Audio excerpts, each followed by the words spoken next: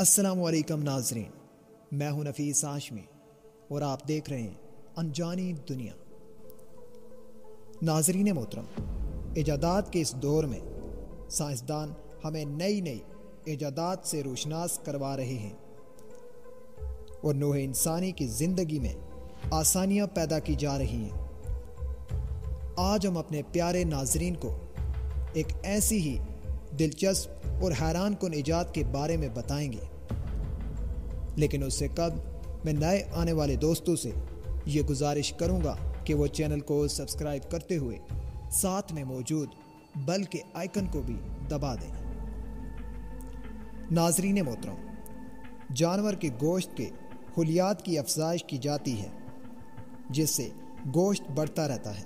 ایک کمپنی کا دعویٰ ہے کہ مستقبل قریب میں گوشت اس طرح تیار کیا جا سکے گا جیسے کارخانوں میں کاریں اور دوسرا ساز و سامان تیار کیا جاتا ہے۔ ابھی اس کمپنی نے گائے اور مرغی کے گوشت پر اپنے تجربات کیے ہیں۔ کمپنی نے خلیات سے تیار کیے جانے والے گوشت کا ایک کوفتہ بھی تیار کروایا ہے اور اسے کھلایا بھی گیا ہے۔ کمپنی کا دعویٰ ہے کہ مستقبل میں لوگوں کو جانور پالنے کی ضرورت نہیں پڑے گی اور انہی خلیات سے اپنی مرضی کے مطابق گوشت تیار کیا جا سکے گا۔ ناظرین محترم، اس دور میں سائنسدان نت نئی ایجادات کر کے لوگوں کو حیران کر رہے ہیں۔ اگر ایسا ہو جاتا ہے تو اچھی بات ہے، کیونکہ اس سے جانوروں پر آنے والی لاگت سے بچا جا سکتا ہے۔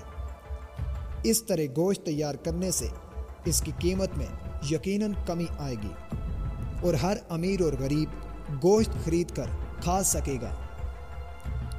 لیکن ابھی یہ سب کہنا قبل از وقت ہوگا۔ یہ اس وقت ممکن ہوگا جب یہ کمپنی اس گوشت کو بڑے پیمانے پر تیار کرنے میں کامیاب ہوگی۔ ہم سب کو اس کا انتظار رہے گا۔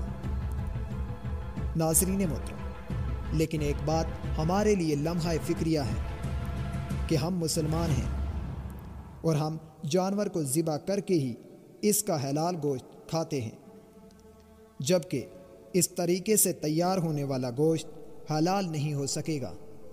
اس لیے اس تجربے سے مسلمانوں کو کوئی فائدہ نہیں ہوگا۔ لیکن اگر جانور ذبح کر کے اس کے خلیات سے گوشت تیار کیا جائے تو ممکن ہے کہ وہ حلال گوشت کہلائے، لیکن اس کا جواب ایک عالم دین ہی دے سکتا ہے۔